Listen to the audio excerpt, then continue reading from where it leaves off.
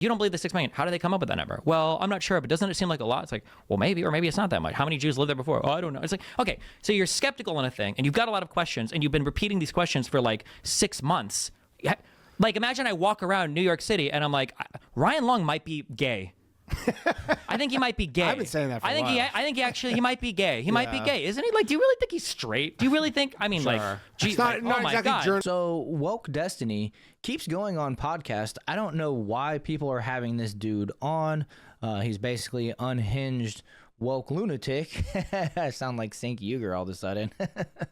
But he went on the Boys Cast with Ryan Long and Danny Polishek. And he basically got into this conversation regarding Candace Owens and Ben Shapiro and how all that went down at the Daily Wire.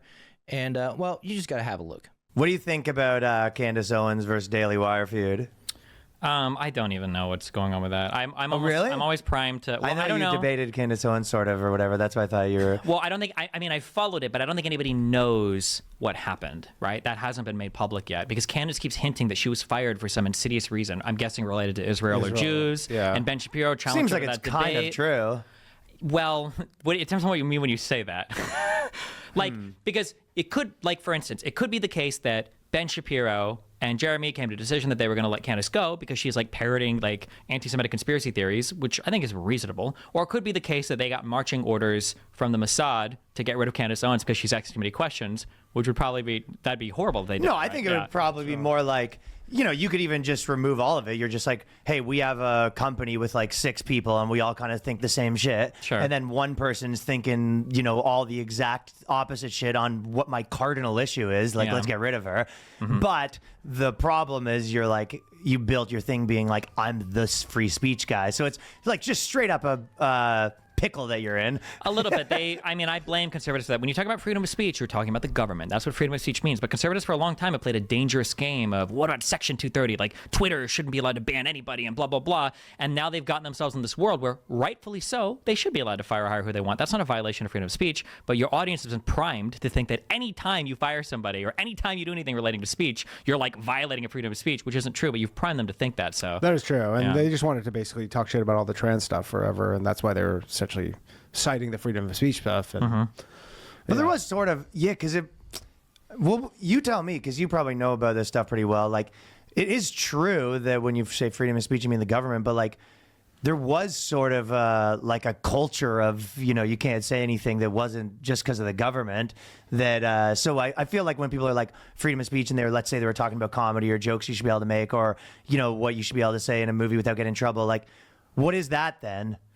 I mean, I think there is a principle, there is a concept of people should be allowed to say what they want in certain arenas and you should have the freedom to do so, but just you need to separate that out from the legal part. I just think that's important that they're two different concepts. There's a legal part. They're similar concepts, but the enforcement mechanisms on both of these are different. One is like, what should the law be? And the other is like, what should we push the culture to be? And I agree generally with the culture of freedom of speech, but it's not the law. You can't enforce that legislatively. But they do have, so that's why I'm saying like when people, it's in a pickle a little bit. Like, you know, it's same with Elon Musk having Don Lemon on and then kicking him off. Like, even if you're right, you're allowed to do that. It just looks like you're going against your principles. It looks bad, but I mean, the reality is... And you are, though, right? Well, I don't think so.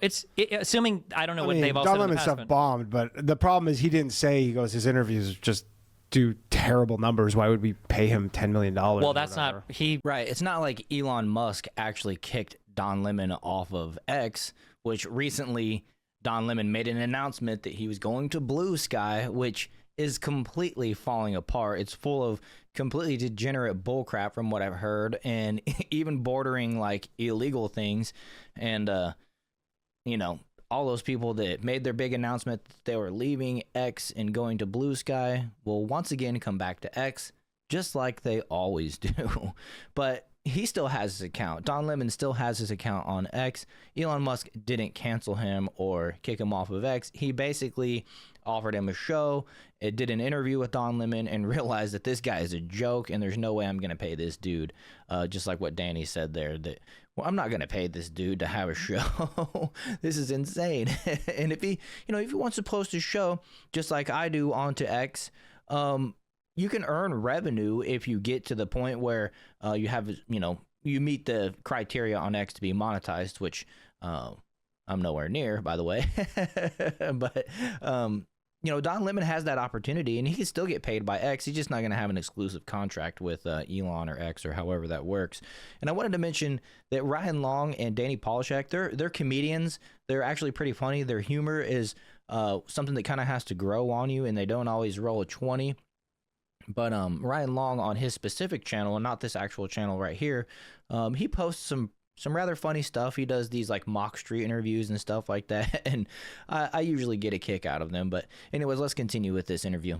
Kicked him off before that interview. Oh yeah, right, that's true. But I'm saying Yeah, that, like, that is true. but for that, like, Elon has a right to allow freedom of speech on social media platforms, and he should champion that, I would hope. But that doesn't mean he has to pay people to work for him who have ideologically different views and then to disseminate that ideologically different point of view, right? He doesn't have to hire him as like. I know it is weird. Yeah, I but mean, like the New York Times or whatever, and or even NPR, we're talking about, like, this guy didn't even say anything that bad, and they're like, you're suspended. Like, if it would be nice for me to start a media company in the future. I really want to, but when I do that, I'm not hiring like the most diverse point of views. It's going to be stuff that I generally agree with. Right. I feel very strongly about freedom of speech. I don't think that YouTube or Twitter or the government should like be restricting heavily freedom of speech without a really compelling reason, like child sex material or whatever, stuff like that. But when I go to hire people, I'm not going to pay a guy who's like an anarchist to talk about how evil like all government is and we should all go crops. The question is, if you hire a guy that has similar views to you and then he starts leaning that way, at what point do you fire him? That's really the question. It would depend on whatever the mission statement is of my company. When I feel like it's going in violation of that, I'd be like, this is not what we're here for. If you have a life-changing moment and you want to spend the rest of your days evangelizing everybody, that's not what I want on my platform. Like, go do that somewhere else. Is that you have to be pro-Israel in the Daily Wire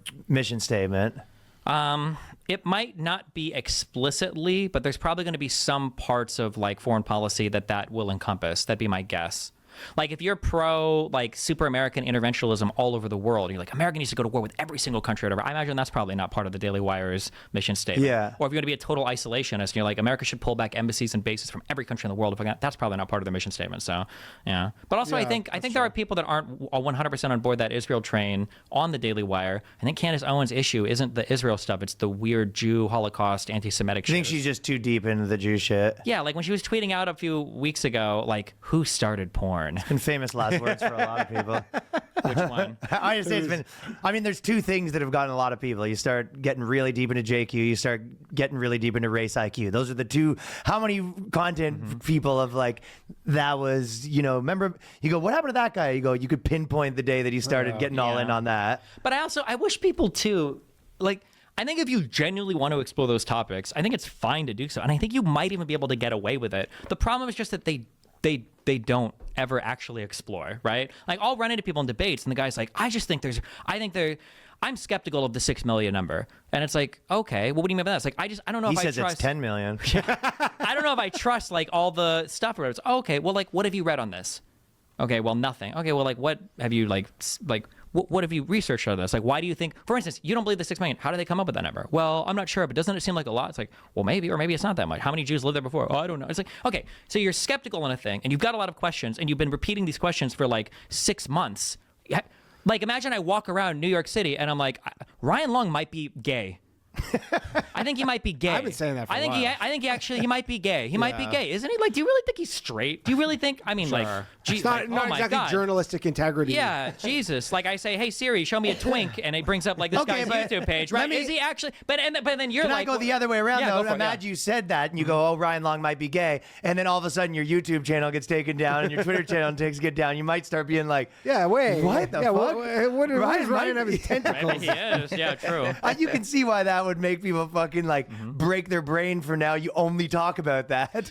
And you're like yelling in a well that I'm telling you this guy's gay. And I understand what you're saying, but like, I feel like we make way too many excuses for adults, and at least for political content creators, right? Like, I can understand why a person might feel a particular way, but you should know better. Like, there are going to be some things that are just such fucking hot topic things. If you don't deal with them carefully, like, yeah, you're going to get banned because a lot of people feel ass mad about this thing. It doesn't necessarily mean the thing is true, right? It just means it's like Definitely there's things where you have to deal with them like crazy carefully. Or it's like that there'll be like the comedian quote. I don't remember who said this initially, but it's like, or it's not even. I think it's just like an edgy quote. It's like, if you want to find out who rules you in society, find out who you can't made fun of. Well, they say, and it'll show like a kid in like a wheelchair, and it's like, so well, that's like, this is my rule because I can't call this guy a cripple. Like, fuck me, I guess. Right? Like, come on. That they attribute to that's like a That's big pretty funny. anti-Semitic thing that they attribute to Oscar Wilde. Oh, do they? But Oh, it's okay. not. It's not. Oscar Wilde never said it. It's I've like- seen that attributed to Voltaire. Yeah, or, and fucking- sorry, not Oscar Wilde. Voltaire is Oh, the okay, one. okay. Yeah. But it's but it's not. And like I think I can't remember who it is, but it's just like some guy who said it. It's like some dude. I don't Some know. dude, yeah. It was nobody of any most sort things of are, yeah. importance. And yeah, I guess Danny's mom rules yeah. me. I get. I get that a lot. That specific quote. What do you think Jew stuff. Is there a case for that America shouldn't be involved in? Do you think that, like, right now, as we're talking about this, like, there are people everyone online is kind of saying this is World War III, it's going down, kind of thing. Like, do you think that there's a reasonable case to say that like America shouldn't be getting involved in this? Like, why are we spending money? If Israel wants to do that and you want to support, why are we funding this? I think the issue is that when people analyze the future, they always think of it in terms of like either this could happen or this could happen. And they'll look at something like America could do a thing or we could not do a thing. And they'll look at all the bads and maybe even some of the pros, and then they'll look at us not doing the thing, and they'll be like, oh, okay, we should just not do the thing. And I think what happens is people get confused because they don't realize that the second option that you're evaluating, that's not actually what's going to happen. It's not going to be, should America do the thing or not going to do the thing? The question is, should America do the thing or should Russia do the thing? Should America do the thing or should China do the thing? Because if America steps back, there are going to be other people that are looking to exert their influence. And then your question becomes, who do you want to guarantee safe passage through the Mediterranean? Do you want it to be the United States or do you want it to be Russia and China? Like, who do you want to have that influence? Couldn't you do this though? Couldn't you say we're not getting involved in neither? Are you guys? But how? Well, you're basically. Well, wait, we do that, but what you just said, you're not going to get involved either. Then we is- start funding separatist groups. Yeah, that we is start funding the involvement. Mujahideen. We start funding other people. Well, we're going to coup your shit. We're going to fund all these separatist fighters, the FSA maybe in Syria. Like, that's what we're going to say. Well, we're not going to get involved. You're not going to get involved either because we're going to fund these people. And then you get the proxy wars. Well, you don't have to fund anyone. You just could be like, hey, China, Russia. Like, Yeah, but I mean, by saying, "Hey, don't do that," that is I'm obviously that is an action. Right? Okay, I'm oversimplifying a ton. But of you stuff. go.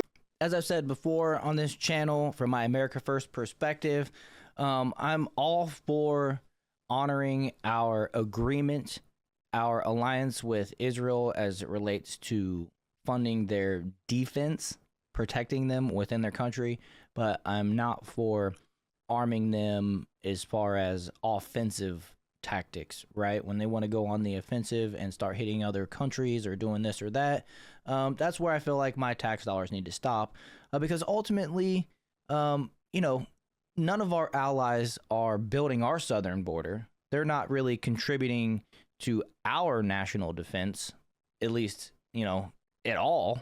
I mean, I understand that we're the big money piggy bank of the world, essentially, that comes to funding NATO, funding Israel, all these type of places. But I just don't see anything coming back our way. And so at some point, I mean, heck, I even believe that Joe Biden just forgave some debt to Ukraine where they were supposed to pay us back a portion of what we've been contributing to them.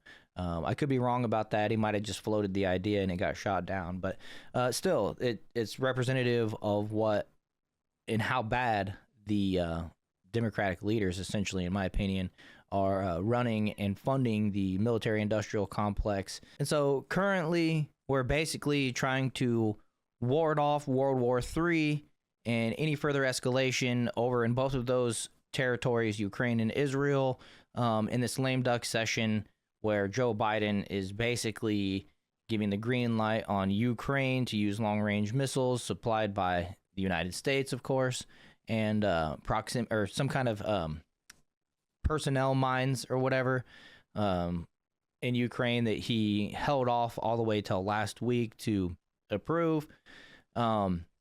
We've seen retaliation from Russia. They sent an ICBM, apparently. It was reported that they sent an ICBM, which is an intercontinental ballistic missile. They didn't really go intercontinental. They just sent it into Ukraine, so it might not have been like the biggest one. But the reality is it's in escalation, and we need the escalations to stop, and we need to start reducing the amount of death essentially over in both of these territories. And hopefully we can maintain that, status quo until Joe Biden is out and Donald Trump takes over. I trust Donald Trump still, although some of his cabinet picks have kind of rubbed me the wrong way and been disappointing. I still feel like Donald Trump is kind of doing what he did the first time, trying to show that he's this partisan individual leader and work with the Democrats and throw the Democrats a bone, or maybe throw the deep staters a bone, or whatever it is. And I'm just not for it. That's not why the American people voted in popular majority fashion to elect him. They basically were told that he was going to run like a dictator on day one, and people were like, "All right, do it, bud. Let's